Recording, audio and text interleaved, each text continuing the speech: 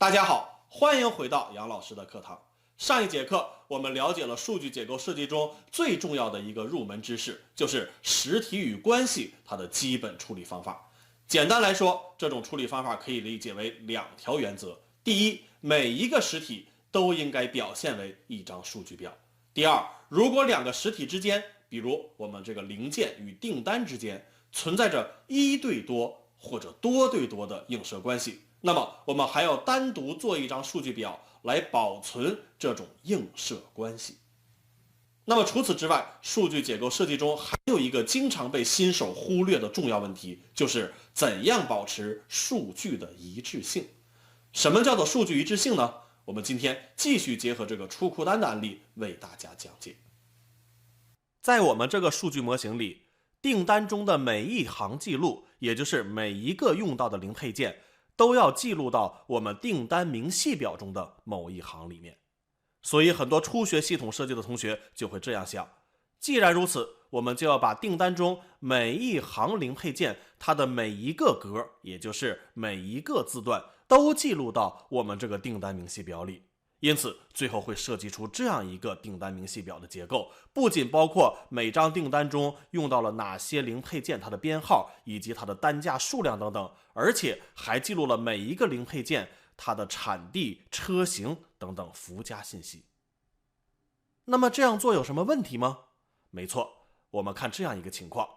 现在我这个系统里面已经有多张订单都使用了 B002， 也就是奥迪挡风玻璃这个配件。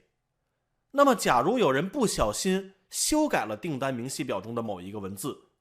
比如把这一条记录它的产地从德国改成了美国，那么最后就会产生这样一种情况，在我们订单明细表里面，同样一个编号为 B002 的零配件却出现了两种不同的产地。如果我们几个月以后回来重新复核数据，就会产生困惑，到底 B002 这种配件是在德国生产的还是在美国生产的呢？无法确定。换句话说，同一个零配件的产地被重复记录了很多次，而这很多次里面发生了冲突，也就是不一致，这就叫做数据不一致风险。那么怎样避免这种风险呢？核心思想就是让那些唯一的统一的数据只出现一次。以我们这个案例为例，同一个配件编号的零件，它的产地、车型等等描述信息只应该出现一次，我们把它保存到配件信息这张表里。这样当我们想显示产地信息的时候，我们首先在订单明细表里面根据这个订单的编号找到它使用的每一个配件编号。接下来如果想知道这个配件它的产地、车型等等信息，那么就要拿着这个配件编号再到配件信息表里面去找到对应的那个单元格，也就是显示德国等等这些地方。而反过来，假如我们修改了配件信息表中的产地信息，比如把 B002 的产地改成美国，那么下次再查询的时候，不管哪张订单，它的 B002 配件产地都会变成美国，这样统一发生变化，不可能出现不一致的问题，就避免了这种风险。好，理解了我们讲解的这几点内容，大家就可以深入学习更多更精深的数据库设计理论。比如在我们这个例子中，我们可以发现单价乘以数量就等于金额，既然如此，我们为什么还要金额这个字段呢？那么像这些都属于更高级的数据设计范式，大家有兴趣可以自学。不过最后杨老师要补充一点，那就是尽管数据库有非常精深的理论、非常明确的规则等等，但是归根到底，在系统设计中，大家最后还是要以系统本身的要求去灵活对待。比如在很多大型的复杂的业务系统中，设计师有的时候宁可牺牲数据一致性的要求，而设计出我们说的这种不合理的结构。因为这种设计可以大大减少跨表操作，使程序可以在一个数据表中就读取到所有有用的信息，这在高并发、高压力的那种大型业务系统中，可以大幅的提高我们程序的效率。因此数据库设计没有一定之规，大家先按照最严格的要求把自己的基本功练好，然后就可以根据系统的实际需求自由发挥。搞清楚了数据模型，接下来我们就可以正式思考程序的问题。在我们以前学习的各种 VBA 程序设计中，每一次我们都只编写一个宏，这个宏专门解决一个功能或者说一个需求。但是对于一个系统来说，它往往都是由很多个功能有机结合在一起而形成的。所以我们首先就要搞清楚这个系统到底包含多少个功能，然后才能想清楚我们这一次要编写多少个宏，每一个宏应该使用哪些技术来实现。那么怎样分析一个系统到底有多少个功能，这些功能之间应该是什么样的关系呢？在软件工程这个学科里面提供了非常多的方法和经验。不过以杨老师的经验看来，对于所有的初学者，特别是编写 VBA 这样的非常小型的系统时，我们最简单直接最容易接受的方式就是直接从界面入手。如果回忆一下我们经常使用的那些办公系统，大家就会发现，对于这些管理系统来说，大部分的功能最终都将体现为某一个菜单项或者某一个按钮。当我们选中一个菜单项或者点击某个按钮时，系统就会自动调用某一段程序执行一个具体的功能。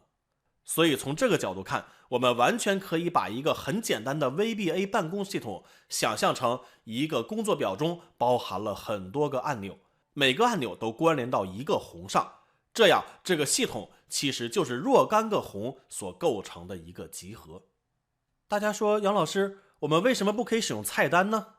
这是因为 VBA 的窗体中没有像 Visual Basic 语言那样提供菜单控件，所以在窗体中加菜单比较困难。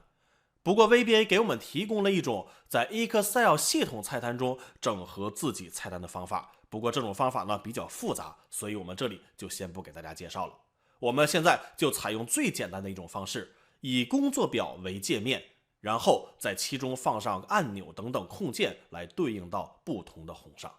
比如在我们这个系统中，既然我们一切都是以订单为核心的，那么我就添加一张工作表，叫做订单显示及打印，代表我们的主功能界面，把出库单显示在这个工作表中。然后在这个工作表里面，围绕这张出库单，我们添加若干个按钮，每个按钮对应一个具体的操作功能。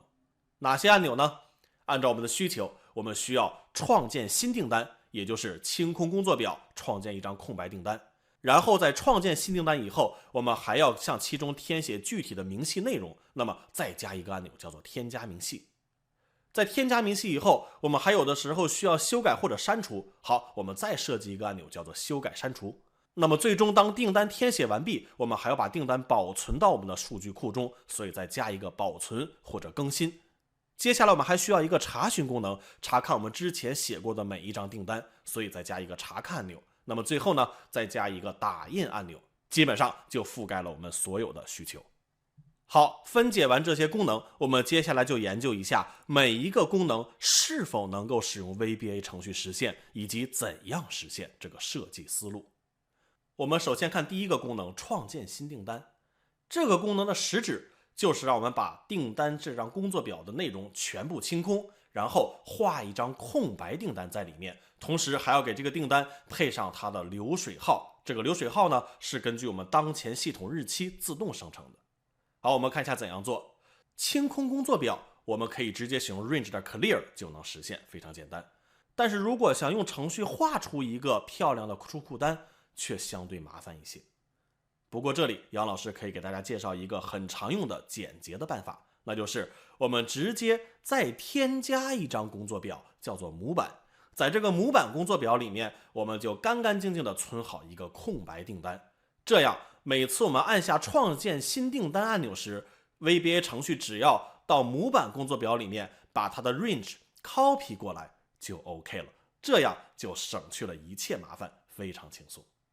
那么除此之外，我们在创建新订单里面还需要自动生成系统日期和系统流水号，这个流水号也要按照系统日期来编排。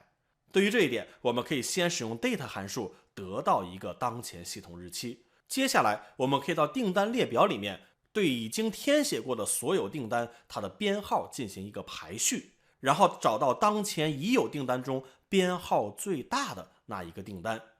假如这个订单的前8位，也就是日期与我们当前系统日期一致，那么我们就在它的后4位这个流水号上再加1，就能得到我们新的流水号。而假如这个最大订单编号它的前8位与我们当前系统日期不同，那么就是说我们当前系统日期，也就是今天还1张订单都没有呢。这时我们就直接以1作为流水号就可以了。好，这就是创建新订单。那么新订单创建完以后，至于客户名称、客户电话这些字段，用户可以直接在工作表里面相应的单元格中填写，我们就不需要程序来处理。接下来就是添加明细，也就是像我们这个订单中添加每一条卖出去的零件。对于这个功能，我们可以按下按钮就弹出一个设计好的窗体，也就是 form.show。在这个窗体中，我们可以使用列表框控件关联到我们这个配件信息工作表里面。这样我们只要通过提高篇中介绍的窗体控件的这些设计技巧，就可以让用户在列表框中随便选一个零件显示在右侧，我们只要再添加一个单价和数量就 OK 了。那么添加明细，接下来我们还要修改一条记录。修改怎么修改呢？一种方式是用户先在左边的表格中用鼠标选中某一行，然后按下修改按钮。不过这里杨老师用了一个更直接的方法，我们把这个修改按钮直接删掉它，让用户每次双击某一条的时候直接弹出一个修改窗体。怎么做到？同学们一定都记得，我们可以使用工作表事件，也就是 double click。 好，至于这个修改的窗体，那么与我们添加明细的窗体几乎一样，只不过里面的按钮或者是修改，也就是用新的文字替代这一行的某个单元格，或者是删除，就是执行 rows.delete 方法删除这一行。那么再往下，如果用户已经完全改好了这个订单，就可以点击保存按钮，把这个订单的信息保存到我们的工作表里。具体就是把客户名称等等保存到订单列表中，然后把每一条配件保存到订单明细中。那么再往下就是查询功能。要知道，在任何一个管理系统中，查询都是非常复杂的一个模块。不过在我们这个系统里面，一方面比较简单，另一方面又跟 Excel 结合在一起，所以我们可以直接让这个按钮只执行一个操作，就是激活订单列表那个工作表。于是让用户转到订单列表中，可以一目了然地看到所有订单。那么也可以通过 Excel 自己的查找功能去查找他感兴趣的订单。在这个订单列表中，我们也改写了它的双击的事件。于是只要用户双击了任何一条订单条目，那么都会直接跳转回刚才这个订单显示页面，并且把它双击的那一行的信息显示在这个出库单中。最后，至于这个打印订单的功能，我们可以直接调用 Excel 工作表对象它的打印预览方法，也就是调用了 Excel 的打印预览功能打印这张表格。那么大家看，我们这些功能可以覆盖我们的主要需求，并且在技术上都是可行的，用到的都是我们在提高篇中讲解过的内容。好，到这里我们已经搞清楚了这个系统一共包含哪些功能，要开发多少个宏，以及每个宏应该使用哪些技术和思路来实现它。那么接下来的任务就是我们实际拿起键盘，开始编写每一个宏它的 VBA 代码，也就是编码阶段。在这个编码阶段中，我们可以把每写一个宏的工作都看作完成我们 VBA 课程的一个课堂作业。那么整个系统也无非就是完成几十个课堂作业的工作量而已，用到的技术也都是我们之前这100多节课程中讲过的，所以我们就不详细给大家介绍了。这里只是从整体上提醒大家，在编码阶段要注意以下几个问题。首先，我们一定要把我们的程序分成若干个模块，每一个功能所使用的多个宏都放到同一个模块中，还有一些模块是用来存放那些可能被多个功能用到的公共的这些函数或者宏上。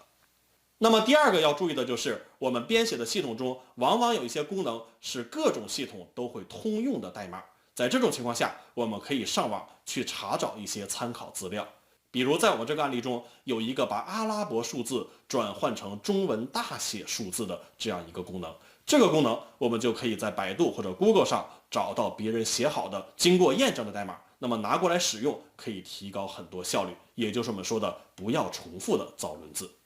那么最后一点要注意的是，与我们平时编写的课堂作业不一样，在一个系统中各个宏之间都有可能互相调用，存在各种调用接口。所以有的时候我们需要善于使用全局变量或者参数传递等等方式，在不同的宏之间互通消息。那么这些经验，我们其实在提高篇、实战篇中都给大家讲解过，大家有兴趣可以再回去复习一下。那么当所有程序都编写结束之后，大家千万不要忘记测试这个重要的阶段。就像我们曾经讲过的，任何一个程序、任何一个软件都无法保证没有 bug。那么作为一个小系统来说，更是如此。我们单独编写一个宏，即使它调试的非常完美，没有任何错误，但是当这个宏跟另一个宏合作配合运行的时候，仍然有可能出现各种协调上的错误。所以请大家在完成程序之后，一定要多测试它，经过反复验证，确定基本没有问题的时候，再拿来实际使用。好，那么到这里，我们就通过3节课的时间，结合一个非常简单的、已经被我删去了很多功能的一个简化的案例，来研究了怎样设计一个小型的办公自动化系统。系统设计需要的是大家对业务的理解，以及对程序设计经验的积累。所以我希望大家能够在实际工作中经常去尝试它，把自己的多个工作整合成一个小系统。通过这样的尝试，不仅仅对我们开发程序有很多好处，而且对提高大家的逻辑思维能力和管理能力也同样具有非常重要的意义。因为当我们构思一个系统的时候，其实是在分析一个工作流程或者业务流。如果我们能够把这个工作流程清晰地表现为一个 VBA 代码，同时也就意味着你能够把它清晰地体现到自己的思维和逻辑之中。这样我们就已经具备了一个管理者的基本素质。所以姚老师希望大家能够在平时工作中多多体验这种系统分析与系统设计它的乐趣所在。好，本节课就到这里，谢谢大家。